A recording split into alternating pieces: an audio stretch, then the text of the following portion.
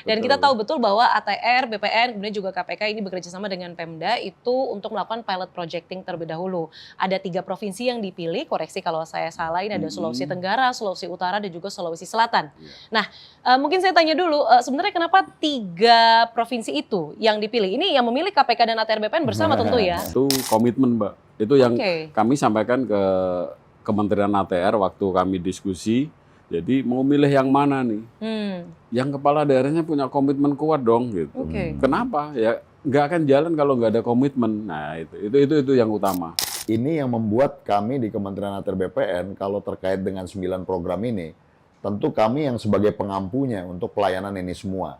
Kami di pusat dan di daerah ada tangan-tangan kami melalui BPN di kabupaten kota dan provinsi. Dengan sinergitas ini, dengan semangat kolaborasi ini dan sudah dilakukan di 3 provinsi ini, Sulawesi Utara, Sulawesi Tenggara, Sulawesi Selatan, sudah dilakukan kick off di sana juga.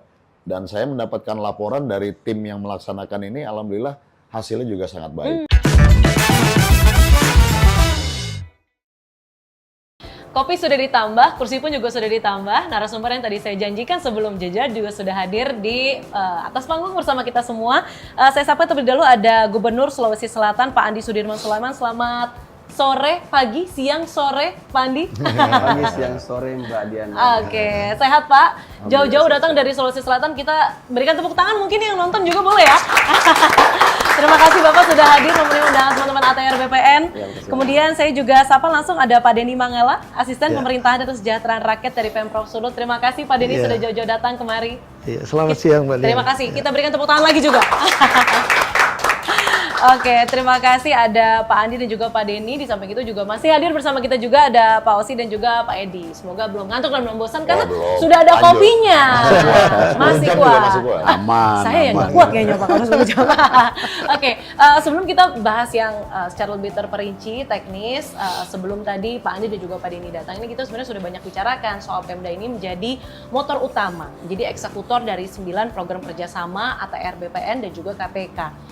Saya mau mungkin Pak Denny dan juga Pak Andi cerita terlebih dahulu soal bagaimana pemerintah daerah dilibatkan di sini. Mungkin dari segi kunjungan, bagaimana Pemda diajak bicara soal 9 praktik kerjasama ini. Mungkin dari Pak Denny dulu, boleh? Oh iya, baik.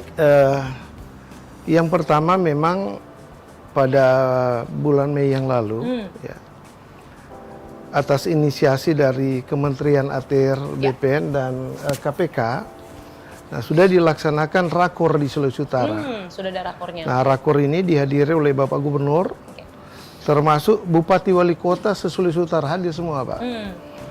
Kemudian ada BPN juga hadir di sana. Nah, di sana itu sudah ditandatangani komitmen bersama dari semua kepala daerah, termasuk BPN, untuk implementasi 9 program ini. Dan ini sampai saat ini Bapak Gubernur terus memonitor implementasi di 15 kabupaten kota yang ada di Sulawesi Utara.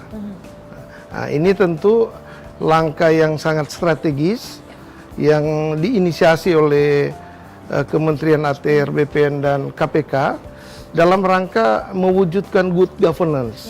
Dan ini tentu sebagai pemerintah daerah, baik provinsi maupun kabupaten kota, kita tentu sangat mendukung untuk implementasi 9 program ini. Oke, meskipun tugasnya artinya bertambah, tapi disambut baik karena itu tentu mewujudkan good governance tadi. Iya, karena untuk kebaikan bersama gitu. Oke, baik. Itu cerita dari Sulut. Kalau dari Sulut seperti apa, Pak Andi? Ya, terima kasih banyak Mbak Diana. Saya sampaikan bahwa kami tentu pertama mengucapkan terima kasih banyak kepada Kementerian ATR BPN dan juga KPK, Korsub, Pak Direktur yang senantiasa dan juga memilih Sulawesi Selatan sebagai salah satu piloting project untuk percepatan 9 program ini. Dan kita tentu menyambut baik karena selama ini tentang agraria itu, tentang pertanahan selalu terdengar masalah rumitnya, perselisihan. Jelimet gitu ya Pak Andi. Perselisihannya, kemudian masalah perizinannya yang rumit. Kita tidak dapat tuh isu-isu tentang bagaimana percepatan PAD, bagaimana percepatan investasi, kepastian hukum. Dengan ada program ini tentu ini sangat baik karena tentu dengan dipilihnya Sulawesi Selatan ini bukti bahwa Sulawesi Selatan ini sebagai salah satu wilayah yang memiliki komitmen dengan laksananya kemarin ada penentang bersama untuk kesepakatan bahwa kita komit untuk bagaimana mempercepat program ini. Oke, ini juga sebenarnya yang banyak ditanyakan oleh masyarakat. Tadi juga sempat dibahas ataupun disinggung sedikit ya sama Pak Edi dan juga Pak Ausi. Kalau misalnya 9 paket program ini pun berjalan dengan optimal dan maksimal, yang tentu itu kita harapkan begitu ya. Perubahan apa sih yang paling dirasakan masyarakat? Itu kan yang menjadi pertanyaan masyarakat. Mungkin Pak Andi boleh silakan Pak. Iya, saya ingin ceritakan sedikit bahwa tanah sekarang ini kebanyakan masih sertifikat global misalnya, atau belum berubah atau gimana, sehingga kita ini di satu sisi masyarakatnya untuk mempertahankan tanahnya kan bisa jadi sengketa perselisihan tanah. Kemudian di sisi lain pemerintah kami ini dapatnya bahwa kita susah nih, masih tercatat tanah-tanah itu sebagai target objek PAD yang bagus, tapi justru tidak tercatat dengan baik. Karena kepemilikan satu yang tadinya sekarang sudah berkembang pesat. Ada bahkan satu surat itu bisa sampai banyak orang yang miliki. Waduh. Dan tumpang tindih. Sehingga saling klaim, kemudian terjadilah sengketa di mana-mana. Dengan adanya ini digitalisasi, sudah integrasi dengan OSS, integrasi dengan MPP, integrasi dengan RT RW, kemudian bisa memetakan geospasial. Ini luar biasa. Karena dampak bagi masyarakat kemudahan perizinan, dapat sertifikat mereka, tapi tentu kita juga pemerintah bisa yang mana harus punya kewajiban apa. Dapat haknya, tapi kewajibannya juga tentu lebih mudah dan lebih pasti. Ada kepastian. Ya, penurunan konflik ya Pak. Itu juga paling penting. Itu yang paling penting di masyarakat sering terjadi. Iya benar-benar. Tentu kan karena kalau bicara soal konflik ataupun sengketa lahan itu urusannya panjang ya Pak. Kita tahu betul juga di masyarakat banyak juga yang menjadi berita seperti misalnya artis-artis juga banyak yang speak up, kemudian rakyat biasa juga banyak sekali deretan sengketa lahan yang ujungnya ya memang harus ada goodwill dari pemerintah dan juga pusat maupun daerah begitu ya untuk menyelesaikan hal itu, salah satunya lewat 9 paket program ini. Itu cerita dari Sulsel. Kalau di Sulut seperti apa sih Pak? Apa dampaknya buat masyarakat? Entah itu yang sudah terjadi ataupun yang mungkin disasar oleh Pemprov Sulut. Iya. Pertama bagi masyarakat, selama ini kan layanan untuk contohnya untuk pertanahan, layanan sertifikat.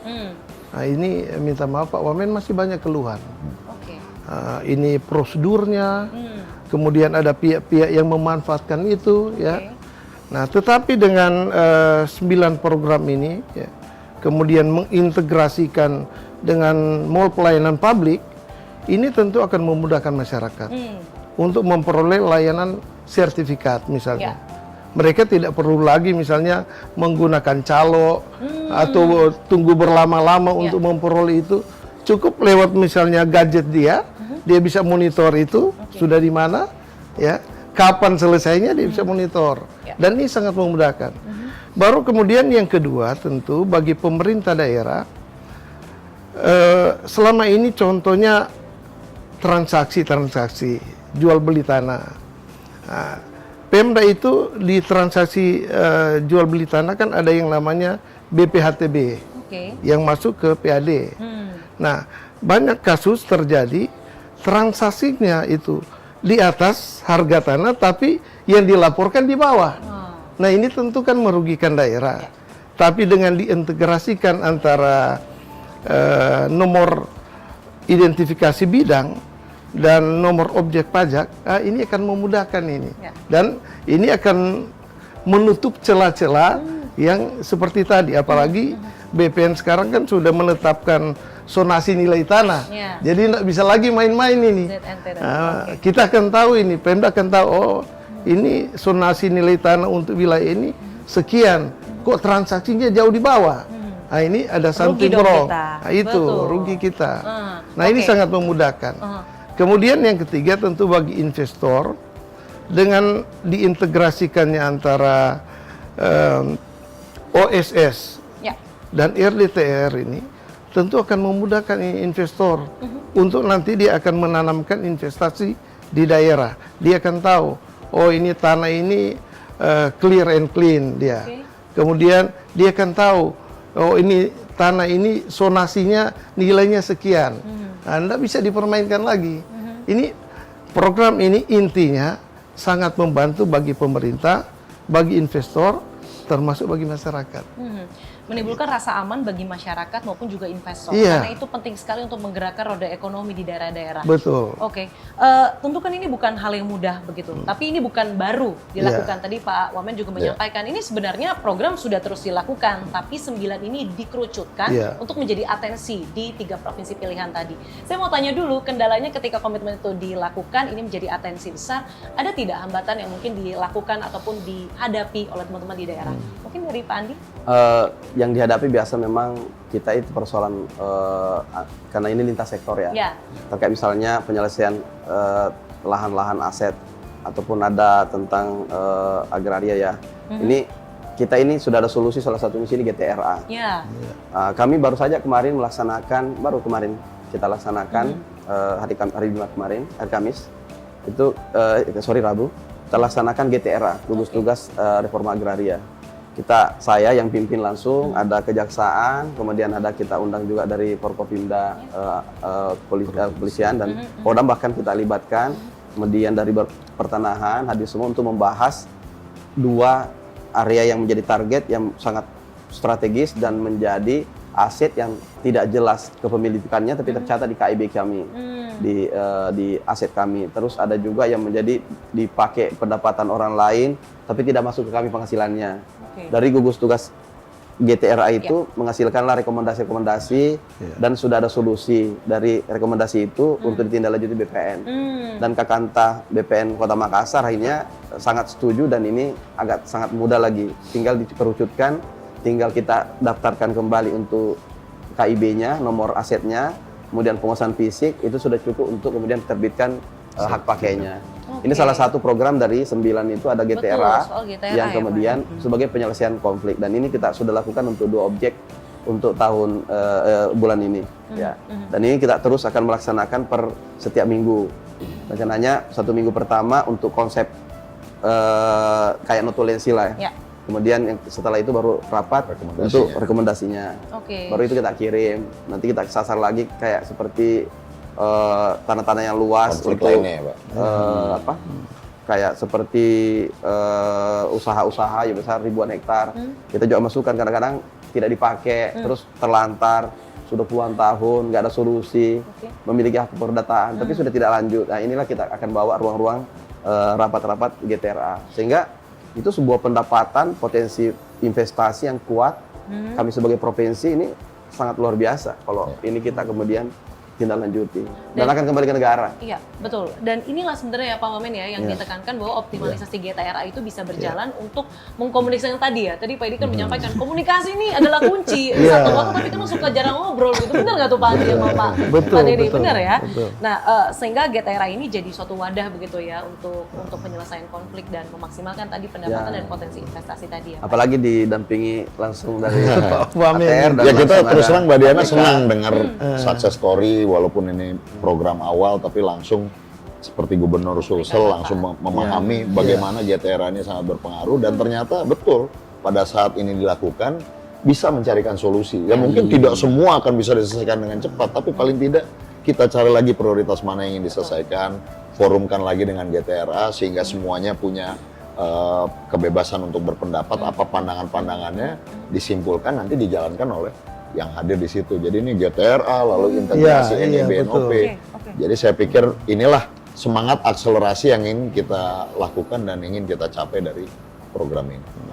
Tadi kan baik dari Pak Denny dan juga Pak Andi menyampaikan ini penerimaan kita ataupun potensi investasinya itu cukup berdampak loh. Mungkin bisa digambarkan secara nyata mungkin Pak Denny terlebih dulu soal sebenarnya seberapa 9 program ini bisa menyederhanakan administrasi sehingga berdampak pada pendapatan daerah. Mungkin ada angkanya Pak, bertambah berapa atau mungkin potensi yang dilihat. Silakan Pak Denny. Iya, memang kalau menyebut angka kan kita masih hitung-hitungan. Tentu karena masih karena berjalan. Karena kan baru kita komitmen bersama di bulan Mei ya. Tapi sebelum itu tentu memang saya harus sampaikan setelah rakor itu kita kan potret di Sulawesi Utara untuk integrasi program yang tadi Pak Wamen sampaikan itu harus ada mall pelayanan publik. Nah kita di Sulut ada 9, jadi kita masih ada target 6 ke depan Pak Wamen. Dan Bapak Gubernur Bapak Majen TNI Purnawirawan Julius Silvanus itu mengendorse Bupati Wali Kota untuk secepatnya itu menyiapkan itu. Ya, supaya nanti juga ini kan akan memudahkan masyarakat. Nah, ke depan tentu setelah semua ini terwujud, kita harapkan itu PAD masing-masing daerah, baik kabupaten kota maupun provinsi, dia akan meningkat. Seberapa besar itu, ini masih dalam hitung-hitungan karena baru dimulai ini, gitu. Oke, baiklah. Mungkin saya beralih ke Pak Edi. Takutnya Pak Edi ngantuk nih, kebanyakan dirinya nih nanti ya. Serius Saya ini. mention dulu. Serius mendengarkan nih. Pak Edi mengawasi dan mengamati. Porsinya ya. Oke, Pak Edi, ini kan sudah disampaikan 9 praktik kerjasama ini, kemudian praktik di lapangannya juga, alhamdulillah puji Tuhannya teman-teman di daerah di 3 provinsi ini sudah memahami, satu kepala, satu pikiran. Menurut Anda, setelah ini harus ada apa? Kan Anda di luar mengawasi begitu ya, harus ada percepatan seperti apa yang dilakukan supaya teman-teman di wilayah ini juga, tadi ada kendalanya beberapa begitu ya, yang sebenarnya harusnya bisa diselesaikan dengan komunikasi, yang harus dilakukan supaya semakin menambah pendapatan daerah dan lain sebagainya. Jadi kita bicara impact ya, atau mungkin bahasa ininya apa sih yang mendapatkan keuntungan seperti apa sih kan gitu kan ya. Terlebih yang ini udah ada yang berjalan, mungkin KPK teman-teman KPK sudah ada input tambahan begitu untuk teman-teman di daerah. Nah kalau kami melihatnya begini Mbak, tadi Pak Gubernur Pak Andi, Gubernur Sulsel sudah menyampaikan bahwa dengan GTRA udah langsung merasakan nih. Selesai itu masalah. Ternyata dirapatkan bersama yang mohon maaf selama ini mestinya tanpa program ini pun harusnya dari dulu sudah bisa dilaksanakan kan gitu ya. Nah tapi kalau kami melihatnya dari sudut pandang yang lain. Yang pertama adalah mudah-mudahan kami harus membandingkan nih Mbak ya, tadi Pak Wamen sampaikan baru kemarin kan belum bisa kita lihat nih. Tapi kalau kami konsennya adalah pengaduan masyarakat nantinya. Nah, pengaduan masyarakat yang selama ini sering mengadukan adanya pungli, adanya pemerasan. Nah, mohon maaf ya kan seperti itu kan ya. Nah, kami akan lihat nanti ada penurunan nggak. Nah, itu akan menjadi impact atau hasil yang dari sudut pandang kami ya. Mungkin dari Pak Gubernur mungkin akan melihat dari sudut pandang investasi nantinya. Dengan transparansi pasti investasi akan meningkat kan itu kan ya. Tapi kepentingan kami atau dari sudut pandang KPK adalah ada nggak nih penurunan tingkat korupsinya nih nanti di 3 provinsi ini gitu loh. Khususnya adalah korupsi di tadi suap, pemerasan dan juga mungkin bahasa umumnya pungli lah ya. Tapi suap, pemerasan, gratifikasi kalau bahasa undang-undangnya. Nah, terus setelah itu adalah tentunya adalah masyarakat merasa dimudahkan nggak, kan gitu kan ya, dimudahkan nggak. Tadi bahasanya memang kami lebih mengistilahkan selama ini ada di ruang-ruang gelap. Pengurusan mungkin dalam konteks ini kita bicara pertanahan ya, mungkin secara luas mungkin ada juga, tapi kita bicara pelayanan pertanahan, masyarakat itu banyak yang gelap bagaimana ngurus tanah ini. Akhirnya datang ke tadi yang Pak Asisten tadi sampaikan ke calo atau apa gitu kan ya. Nah, mudah-mudahan dengan ini nanti transparansinya dapat, masyarakat bisa mendapatkan keuntungan. Tapi kan susah di situ kita ukur kan ya. Tapi paling-paling Pak Gubernur yang bisa mengukur sendiri nantinya dari investasi, dari pengamanan aset, dari itu mungkin. Nah, dari teman-teman kalau dari kami sih itu Mbak, nanti dari pengaduannya turun nggak? Nah, kalau pengaduan turun berarti sukses nih program ini nantinya. Artinya kalau KPK bisa duduk santai ngopi tanpa mendengar aduan sana sini, itu artinya ada keberhasilan. Kerjaan makin dikit itu sukses loh. Dan kita harapkan begitu ya Pak ya. Kita harapkan begitu. Oke, saya mau mention sedikit soal pungli. Ini karena suatu hal yang menjadi concern masyarakat. Mungkin Sobat ATR BPN juga menaruh concern di sini. Saya mau tanya ke teman-teman daerah, sebagaimana 9 program kerjasama ini bisa menurunkan celah-celah pungli itu, Pak? Ya, ini kan kalau sudah ada sistem digitalisasi, biasanya kita kan sudah bisa online. Kemudian kita sudah mall pelayanan publik sudah ada semua di kabupaten kota. Bahkan kami provinsi sudah punya juga mall pelayanan publik sistem digitalisasi. Sehingga kita bisa melihat di situ bahwa terjadi proses-proses yang secara digital, agak tidak lagi tatap muka, tidak lagi harus ketemu telepon dan sebagainya. Itu tinggal mengisi saja. Dan kemudian seperti ini akan terjadi percepatan. Misalnya OSS ini kita 7 hari langsung sendiri jalan. Setuju tidak setuju jalan dia. Jalan, Kalau ya. area yang tidak beresiko. Ada tingkatannya. Tentu ini akan membuat image pada masyarakat bahwa ini mudah. Selama ada MPP sekarang ini, apalagi kalau sudah integrasi dengan pertanahan ini, pasti masyarakat akan senang. Karena ini akan memudahkan masyarakat untuk mendapatkan haknya. Yang kedua, dampak yang kami dapat itu, kalau nanti ini salah satu GTRA kita ini yang bahas kemarin ini nilainya 1 triliun, Mbak.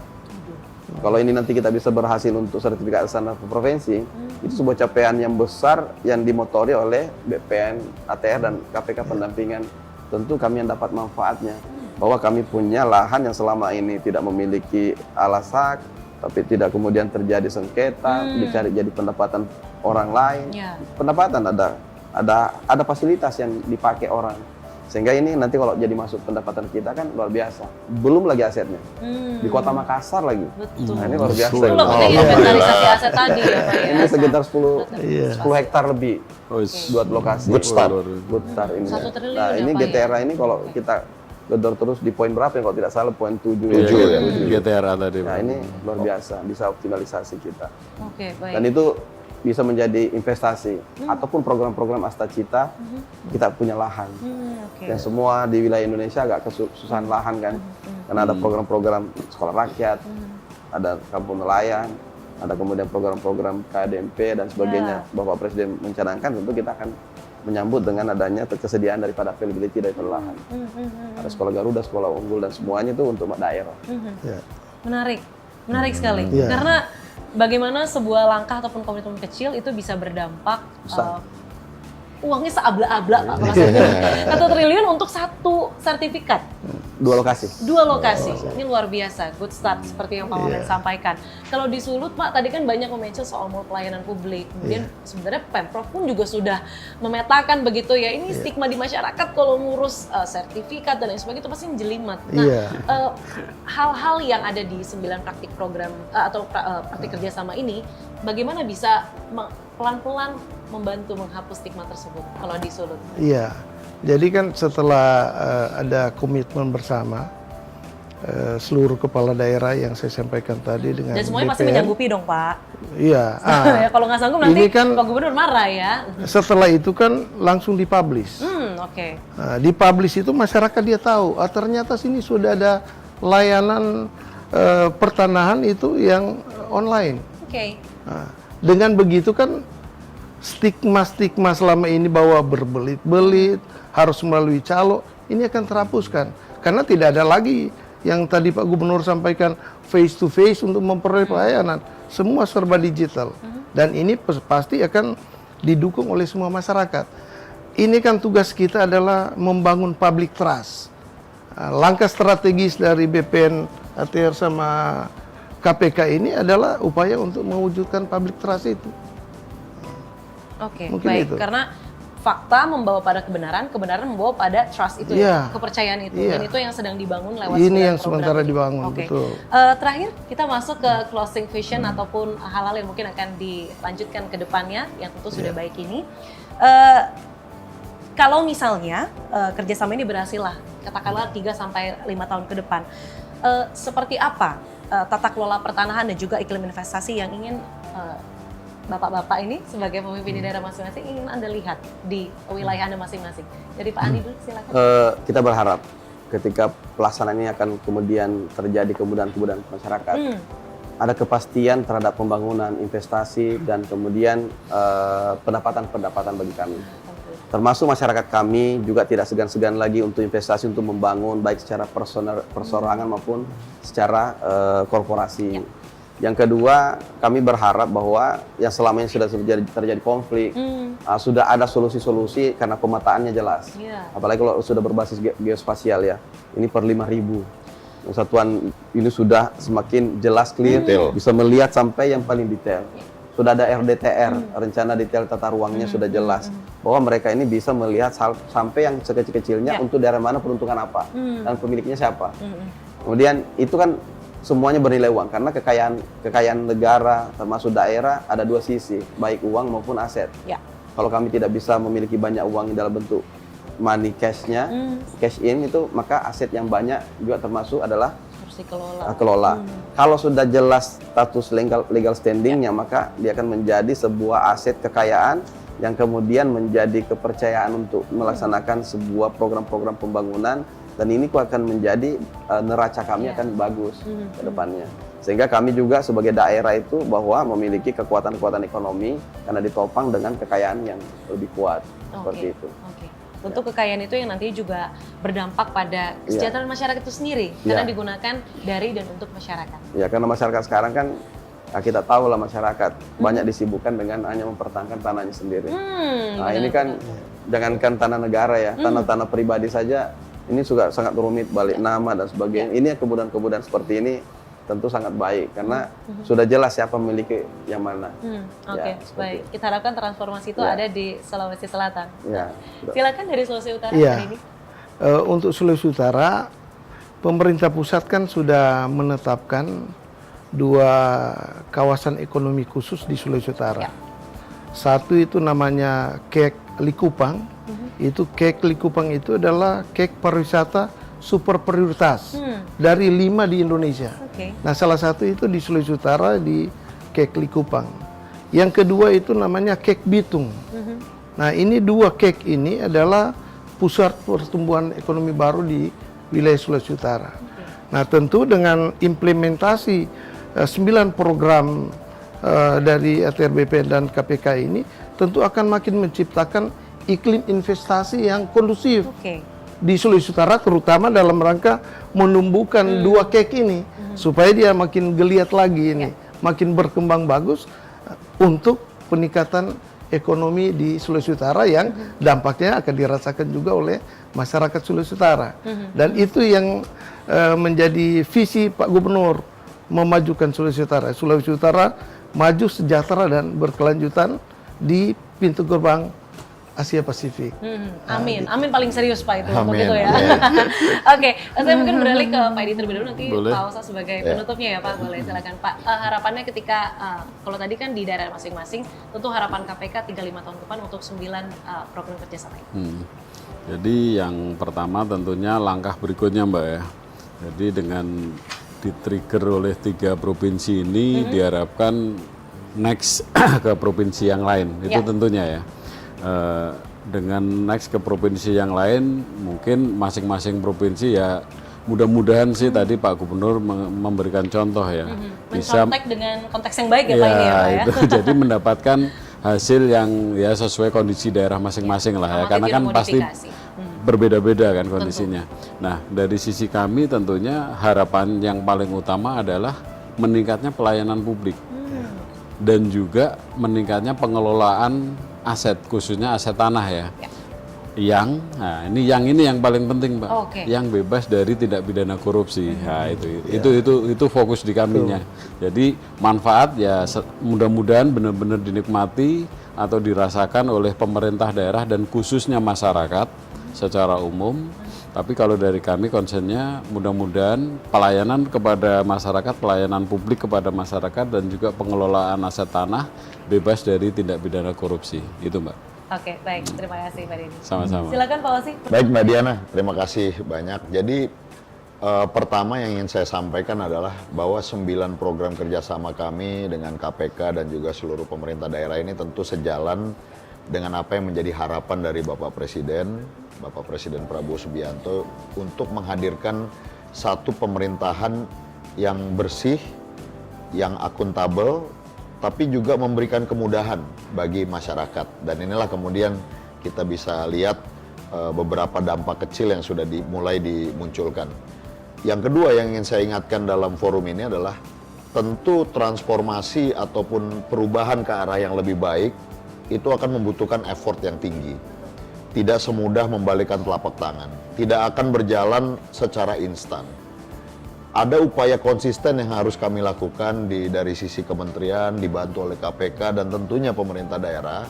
Kami juga mengajak agar terus kukuh, konsisten, tegar untuk kemudian terus berupaya untuk menghadirkan, karena ini apapun yang kita hadirkan adalah untuk kebaikan masyarakat. Jadi tentunya ini adalah pahlawan-pahlawan kami yang ada di daerah, yang berada di garda terdepan. Kami berterima kasih, tapi mudah-mudahan kita semua punya semangat pantang menyerah terkait hal ini. Perubahan mindset, perubahan transformasi, budaya, culture, ya ini tentu membutuhkan waktu, tapi mudah-mudahan akselerasi ini bisa kita lakukan. Dan tujuan akhir yang ingin kita harapkan tentunya pada saat masyarakat bisa tertawa, datang ke kantor-kantor pertanahan, datang ke kantor gubernur, ke kantor bupati, wali kota, menyampaikan bahwa proses sertifikasi kami sekarang lebih mudah, Pak. Sekarang alhamdulillah lebih baik. Sekarang pelayanan BPN lebih sempurna. Inilah yang kami harapkan. Yang kedua juga investor datang ke daerah-daerah tanpa harus bertatap muka dengan banyak orang, bisa melakukan kegiatan bisnisnya, menyelesaikan proses perizinannya. Termasuk pemerintah daerah bisa menata aset-asetnya, bisa mendapatkan PAD yang lebih banyak untuk kemudian melayani masyarakatnya masing-masing. Nah, itulah tujuan akhir yang tentunya ingin kita lihat. Kalau itu bisa tercapai, ditambah bonus yang sangat tinggi, bisa meminimalisir adanya tindak pidana korupsi, yaitu semakin sempurna. Itulah yang akan membuat Kementerian ATR BPN merasa bahwa program ini alhamdulillah bisa berhasil, dan begitu pula dengan KPK. Jadi kami titip kepada teman-teman di daerah, Pak Gubernur, Pak Asisten, terus bersemangat, jangan pantang menyerah, Pak. GTRA pun nanti pasti ada tantangan dan juga cobaan-cobaannya, tapi kita harus tegar gitu ya, dan berusaha untuk semua permasalahan insya Allah ada solusinya. Saya pikir itu dari saya, Mbak Diana. Semangat pantang menyerah, karena hal yang benar dan baik belum tentu mudah dilakukan ya Pak ya? Betul. Oke. Dan mungkin itulah yang akan menjadi percontohan ya, 3 provinsi ini untuk mungkin teman-teman daerah yang nanti SM goes by. Itu bisa akan bertambah, expansion. Insya Allah segera kita lakukan. Segera dilakukan. Terima kasih banyak. Kita mungkin boleh berikan tepuk tangan untuk keempat narasumber kita hari ini. Terima kasih Pak Andi, Pak Osi, terima kasih banyak. Pak Denny dan juga Pak Edi, terima kasih banyak waktunya dan juga kebersamaannya selama kurang lebih 1 jam ke belakang tadi ya. Oke, terima kasih banyak Sobat ATR BPN sudah menyimak dari tadi atas kebersamaan Anda. Kita jumpa lagi di podcast ATR BPN berikutnya. Saya Diana Valencia pamit, sampai jumpa. Thank you, Pak Gubernur. Terima kasih banyak. Terima kasih.